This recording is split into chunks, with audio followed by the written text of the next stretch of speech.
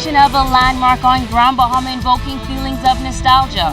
Hear more about the historic hotel in the Bahamas tonight, the Northern Edition.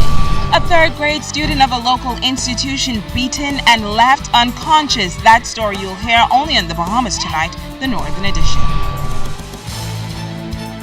The Bahamas Tonight, the Northern Edition, starts now.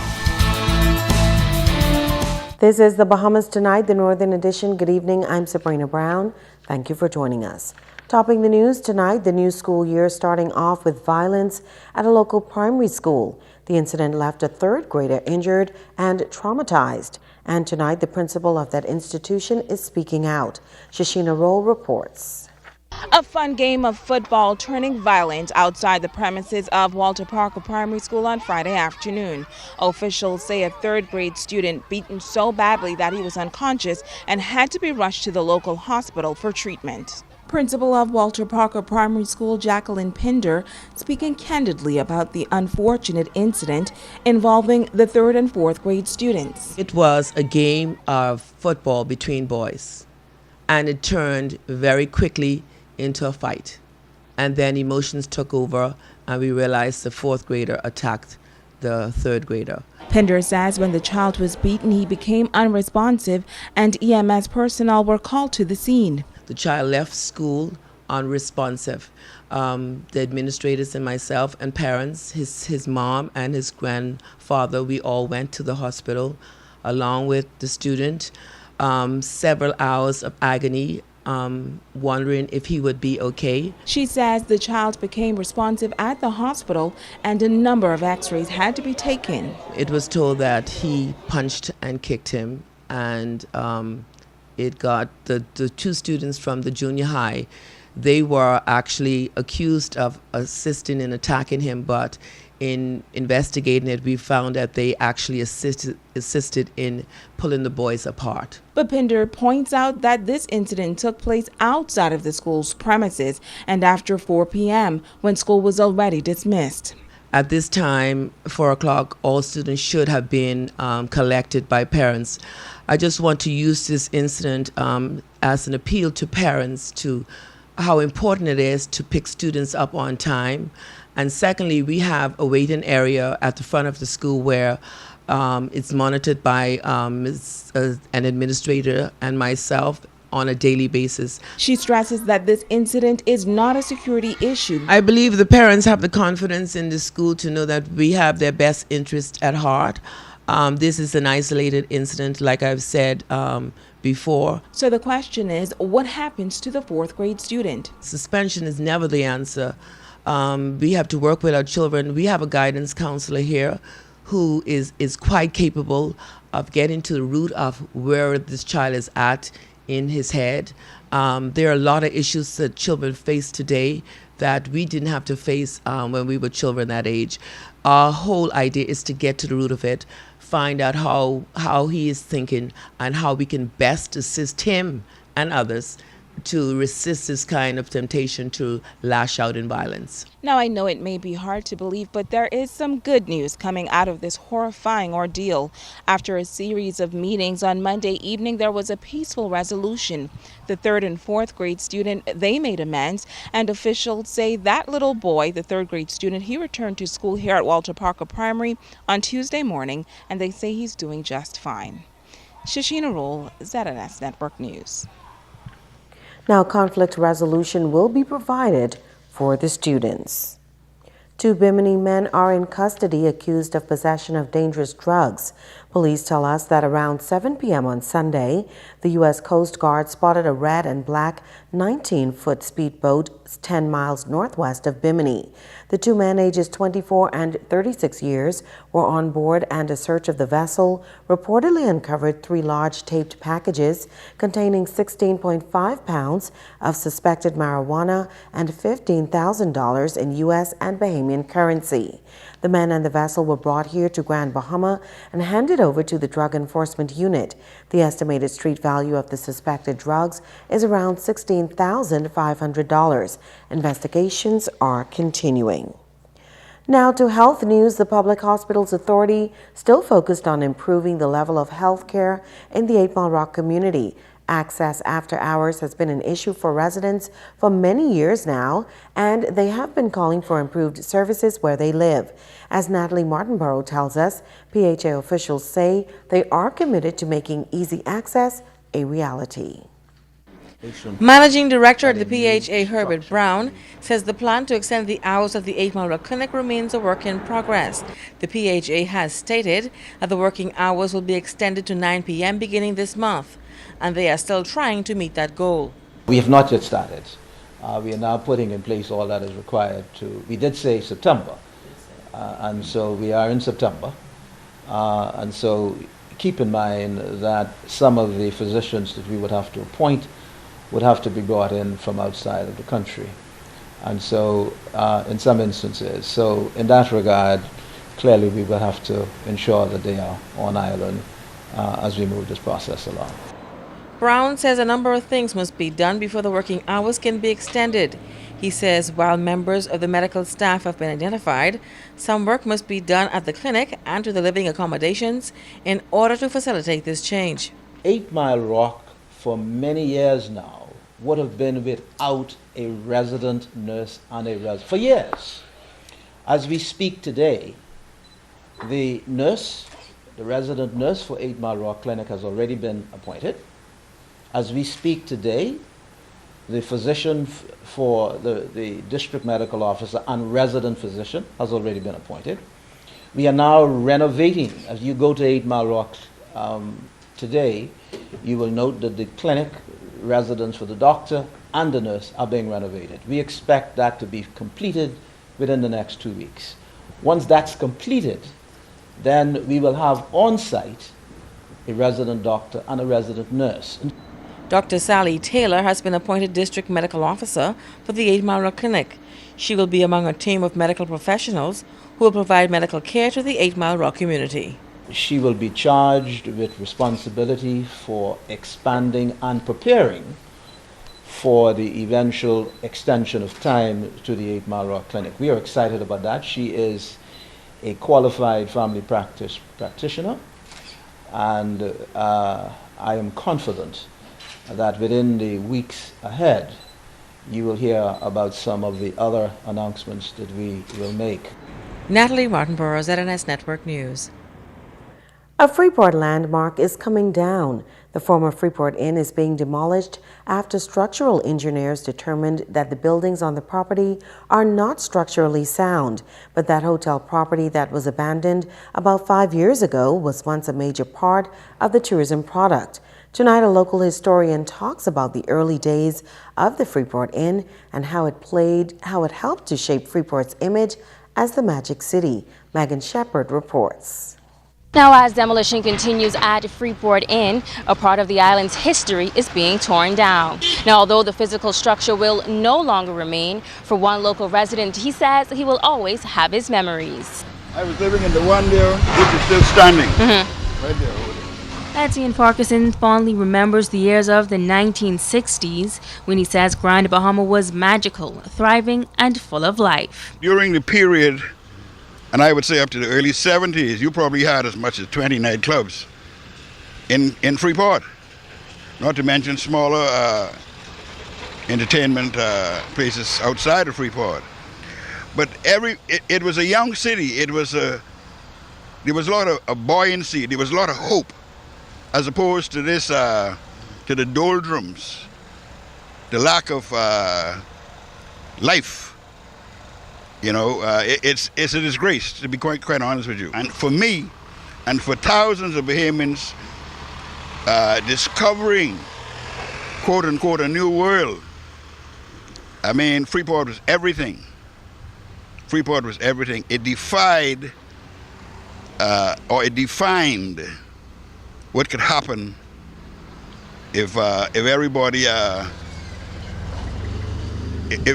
worked together. Farquharson says the Hawksbill Creek Agreement came to fruition. Freeport sprang to life, bringing in the development of the Freeport Inn. He says while Freeport had many hotspots, the now dilapidated Freeport Inn property was once the spot to be, attracting foreigners and locals alike. In the back of me, where you'll see a pyramid roof, that was a steakhouse and restaurant called Mitch steakhouse. And that is where the action was. There was a gentleman, he was a robust, charismatic Canadian gentleman by the name of Lou Chesler, who really brought glitter, promise, hope to the fortunes of Freeport. It was during this time that real estate junkets were flying in and out of here day and night, and people were just gobbling up property. Now, while the city was magical back in the 70s, Farquharson says it wasn't all good. He explains how he came to reside, though briefly, at the Freeport Inn. Around 1965 in Freeport, there was a mild apartheid environment. For example, I was rejected from occupying premises in Queens School, and I had to move here in the Freeport Inn, where I resided with my family for 6 months.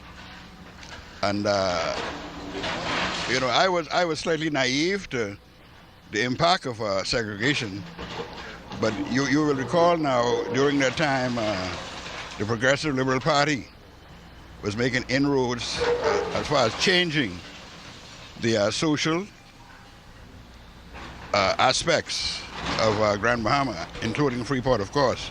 As the structure continues to come down, Farquharson says it will always represent a time of celebration and vision for Freeport. Megan Shepard, ZNS Network News. The Ministry of Finance, in conjunction with the Ministry for Grand Bahama, hosting a series of educational town meetings on VAT, value-added tax. The first meeting will be held tomorrow evening at 7 o'clock at the Foster B. Pastena Center. On Thursday night, the forum will move to the Mount Zion Baptist Church in Jonestown, 8 Mile Rock, and then on Friday night, the session will move to St. Matthew's Baptist Church in Pelican Point, East End. The meetings are a part of the government's initiative to increase awareness and foster a deeper understanding about value-added tax among members of the Grand Bahama community. Stay with us, there's more news after this. Bringing news that matters to you. You're watching the Bahamas Tonight Northern Edition. Welcome back. As the government partners with stakeholders to bring about economic sustainability, a local businesswoman is taking her own measures to improve Grand Bahama's economic standing. Life transformation coach Dr. Angelica Christie says she's on a mission to help change the economic landscape of this island. She says beginning early next year, she will launch a program that will attract high-end groups to the island. I can bring people who can become not only spokesperson about the beauty of this island, but bring people here to the Bahamas in retreats to transform their lives. They can come to learn something and transform their lives. And this will not only affect our economy in a positive way, but it will also bring out the voices that say, this is a beautiful place. You have to come there. You have to go there in order to experience this. Dr. Christie believes this new venture could mean big business for the nation's second city. March will be the mastermind group that I belong to. I made them make me a promise, and now it's in writing, that they will come here and hold the mastermind here. So that brings at least 30, 35 highly, very wealthy people here. And then they can look and see what kind of second homes are here. So it's a ripple effect. You have to start something, and from there it's like throwing a pebble into the pond. It ripples out. She's calling on women in particular to step out of the box and begin to make a positive difference. Dr. Christie believes networking is the way forward, and she's in the process of establishing a platform for women to join forces. A female think tank where women from the community who really want to make a difference and take the lead come together to also help other people in the community and make a plan what needs to be done and how we can do it, how we can accomplish it, because we can only accomplish it together. The newly amalgamated Mary Star of the Sea Catholic Academy opened its doors for the first time last week here in Grand Bahama. Even with the integration of Mary Star of the Sea Primary School and Grand Bahama Catholic High School, the now all-age academy is experiencing a decline in enrollment with only 400 students. Principal Joy Ritchie Green says the economy is to blame for the fall-off in enrollment, yet she says the quality of education remains top-notch. Catholics around the nation are preparing to celebrate 125 years of Catholic education. Ritchie Green shares her vision for the new school term. Mary Star of the Sea Catholic Academy is still the only private school on the island to offer French at the primary school level, as well as technical and vocational courses like hospitality and management, woodshop and cosmetology, as well as internationally recognized CERTA training. Construction at Mary Star is not quite complete, but will be by next month. We're very satisfied where we are right now. The amalgamation is a change for people. There are, unfortunately, still members who are in the community who are struggling economically, and so being able to attend a private school is a challenge, and we recognize that. But we know what we offer, and we will continue to offer excellence. Catholics around the nation are preparing to celebrate 125 years of Catholic education. Ritchie Green shares her vision for the new school term. Is that you will be trained in excellence and trained in excellence for life. We have students who graduate who are academically capable, who are financially adept, who are very conscious of the environment. We try to instill in our students the importance of being healthy. It is very important that they understand they are not islands unto themselves, but they have to give service.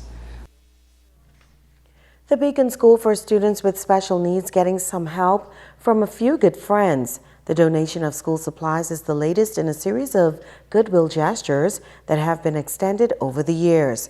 A church out of Miami, Florida, has teamed up with Grand Bahama resident Sunless Martin to provide the supplies for the school. Principal Titi Moss accepted the donation on behalf of the institution.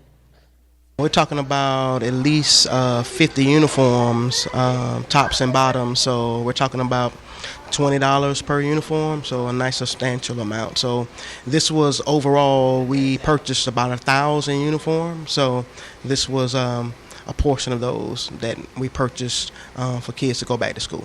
Very important to give back to schools such as the Beacon School. I mean, I take a lot of pleasure in doing it. I mean, I love doing it.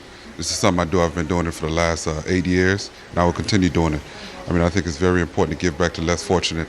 The Beacon School is really grateful for the donation, which happens every year. Mr. Martin and Mr. Ferguson from Fast Track, every year they donate supplies to the children, and we are really grateful. It will definitely make use of a lot of the kids who probably come to school without supplies. So the kids look forward to every year, and we're really grateful for it. The 8-Mile Rock High School planning a memorial service in honor of educator 43-year-old Nancy Seymour, who passed away last week. As students, teachers, and administrators try to come to terms with the loss, guidance counselor Lakeisha Russell has some advice for parents and teachers. She says, be patient with students as grieving is not an easy process. Some are going to cry, some you may find are going to be more quiet. They may turn inward, may go in their rooms, they may lock down, they may not be open. The important thing is to ensure that all children know that the lines of communication are open, that when they are ready, you will be there to listen to them, allow them to talk, allow them to cry. Some children sometimes need to hit things, okay, so maybe punching a pillow. She says parents can help their children get through the grieving by allowing them to express themselves. This is going to be a difficult time for those students who would have had Mrs. Seymour as a teacher over a period of time, and you develop relationships, and once you have relationships you feel that hurt, and so just allowing them this time to grieve, it means that maybe the first few weeks of school they may have a little difficulty with adjusting, so just giving them that time to grieve, giving them that time to express themselves. But the main thing is to make sure that the lines of communication are open and that they know that when they are ready to talk about it and really express themselves, that someone is there for them to listen to them, whether it's a parent, whether it's a teacher, whether it's a friend. Their guidance counselors are available to the school. Don't go away. Sports is up next with Ricardo Liborn.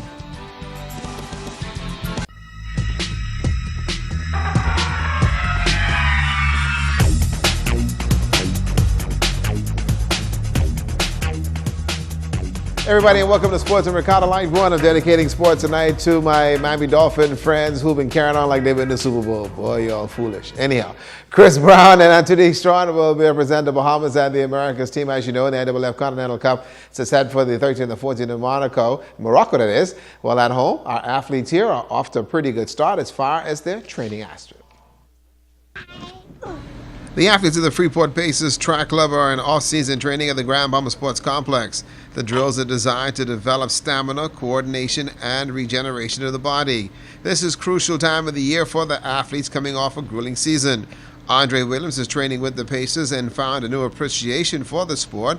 It's been a tough road for the quarter miler who seems focused and at peace with himself. Well, I'm just working with Roger, just pretty much going back to basics. I'll say I'm starting all over, but so far I'm getting strong.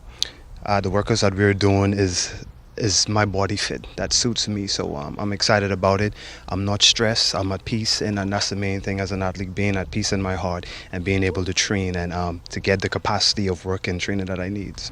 Andre says it took some doing to get back to training and finding his inability to deal with all of the setbacks. I'm focusing on first of all, my mental capacity to be able to compete again to that level. And just to know the main thing is believing in myself once more again. And I'm at the same time helping the young ones out here who are trying to train and get to that level to encourage them, to instill, discipline into them also. So just being able to be a vessel to help pump into others also. Andre and the athletes training at the Plex are focused and understand the aim. Coach Roger Charlton says Andre is rebounding. One of the problems Andre said he had was that he had a lot of issues while he's overseas. And so I said to him, if you want to come back, let's go back to basics, and then we'll go from there. But thus far, he's doing extremely well. He seems to be at peace with himself and seems to be focused in terms of what he wants to achieve. Yes, he is. I think one of the things we like to dispel is that the notion that you have to train overseas to be able to get to world-class standards. And I've seen the real spirit in him now, that he's now back home around folks that I think is uplifting him and giving him that additional spirit to really go to the next level.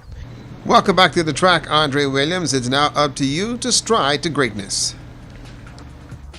And the Abaco Softball Association on the Diamond of the weekend, folks, and the Abaco Grocery Diamond Dolls over the Golden Harvest Major Pain as well as 7 in ladies play. Rhonda Penn Eldon had 2 doubles in this one, tack on 5 RBIs as well. The Dolls, Dominique Roll also threw a 2-hitter in this one as well and had a pretty good one going, and also struck out some 6 batters. The loss goes to Janice Roberts. The Hopetown Wreckers outscored the Simple Solution 12-9. Wayne Reckley was 3 for 4 with 6 RBIs. Oscar DeGo Roll got the win. The loss went to Josh Roll. And my DNR Sluggers defeated the Hopetown Wreckers 9-0. Kevin Ellis also had a good win. Derek Ferguson also with 2 for 3. And also the win went to Thomas Blanks Kelly. Struck out some 8 batters in this one. The loss goes to Oscar DeGo Roll. So not bad over there. And to my Dolphin friends who've been acting as if they won the Super Bowl and carrying on bad, like Woody Speeding and all these other guys out there who are carrying on bad. Yes, you too, Kevin Stewart. That's only one. I hope you got 16 more fingers left. We're going to see what happens as we go down the road. That's Sports Tonight.